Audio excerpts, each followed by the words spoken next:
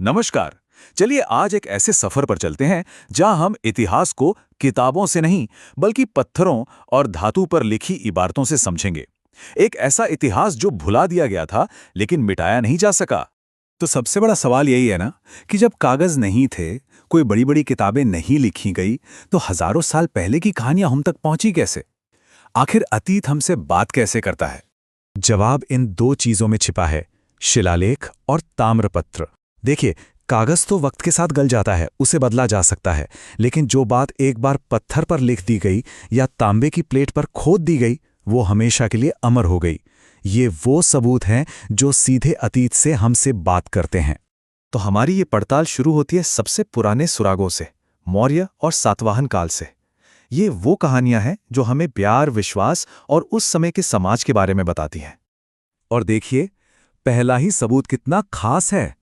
ये किसी राजा का हुक्म या जंग का ऐलान नहीं है। ये तो देवदत्त और सुतनुका की एक प्रेम कहानी है जो पत्थर पर हमेशा के लिए लिख दी गई। मतलब हजारों साल पहले भी लोग अपने प्यार को इसी तरह अमर करते थे। अब ये शिलालेख हमें एक राजा के मन के अंदर झांकने का मौका देता है। राजा वरदत्त श्री चाहते थे कि उनकी उम्र लंबी हो और इसके लिए उन्होंने 1000 गायें दान की और इस बात को पत्थर पर लिखवा दिया। ये सिर्फ एक ऐतिहासिक घटना नहीं, ये एक इंसान की उम्मीद की कहानी भी है। और ये तो गजब की बात है। सोचिए, एक तालाब की खुदाई हो रही है और जमीन से लकड़ी का एक खंभा मिलता है और उस खंभे पर उस जमाने के सरकारी अफसरों के पद लिखें, इंजीनियर, रॉयल किचन का हेड, यहां तक कि हाथी पकड़ने वाला भी। ये एक छोटा सा खंभा हमें बताता है कि उस समय का प्रशासन कितना व्यवस्थित था। चलिए, अब कहानी में थोड़ा आगे बढ़ते हैं और गुप्त काल में चलते हैं। देखते हैं कि उस दौर के सबसे शक्तिशाली साम्राज्य ने छत्तीसगढ़ पर अपनी क्या छाप छोड़ी। यहां दिलचस्प बात यह है कि इसका सबूत हमें छत्तीसगढ़ में नहीं बल्कि दूर प्रयाग में मिलता है। हरिसेन का लिखा प्रयाग प्रशस्ति बताता है कि कैसे सम्राट समुद्रगुप्त ने अपनी जीत का परचम यहां तक लहराया था और यहां के स्थानीय राजाओं को हराया था। अब ये देखिए, 510 ईस्वी की ये तारीख बहुत अहम है। भानुगुप्त का ये शिलालेख, जो मिलता तो पड़ोसी इलाके में है, हमें सती प्रथा का पहला पक्का सबूत देता है। इससे हमें उस दौर के सामाजिक रीति रिवाजों को समझने में बहुत मदद मिलती है। अब तक हम बड़े साम्राज्यों की बात कर रहे थे, पर अब कहानी बदलती है। अब छत्तीसगढ़ के अपने पहले क्षेत्रीय राजवंश का उदय होता है और उनके छोड़े गए सुराग बताते हैं कि वो गुप्तों जैसे बड़े साम्राज्य के साथ अपना रिश्ता कैसे निभाते थे। ये किसी जासूसी से कम नहीं है। इस तांबे की प्लेट पर लिखा कैलेंडर देखिए, ये गुप्त संवत है। इसका सीधा सा मतलब ये था कि ये राजवंश खुद को गुप्त साम्राज्य के अधीन मानता था। एक छोटा सा सुराग और पूरी राजनीतिक कहानी साफ हो गई। अब जो कहानी आने वाली है वो किसी फिल्म के स्क्रिप्ट जैसी है। बस्तर के नल वंश की कहानी, जिसमें हार है, जबरदस्त वापसी है और एक ऐसी विरासत है जो आज भी जिंदा है। तो कहानी का पहला हिस्सा है हार। उनकी राजधानी पुष्करी को उनके दुश्मन वाकाटक वंश ने पूरी तरह तबाह कर दिया। ऐसा लगा जैसे सब कुछ खत्म हो गया।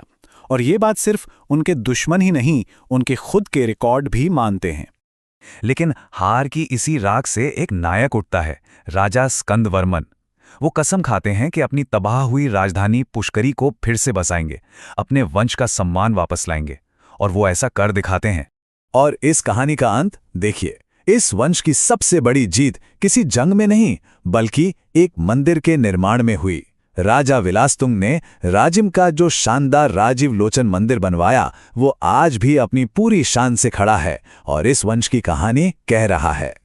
ये शिलालेख हमें सिर्फ जीत या हार की कहानियां नहीं सुनाते, बल्कि ये सत्ता के बदलने के उन अहम पलों के भी गवाह हैं, जब एक राज खत्म होता है और दूसरा शुरू होता है। ये कहानी तो किसी पॉलिटिकल थ्रिलर जैसी है।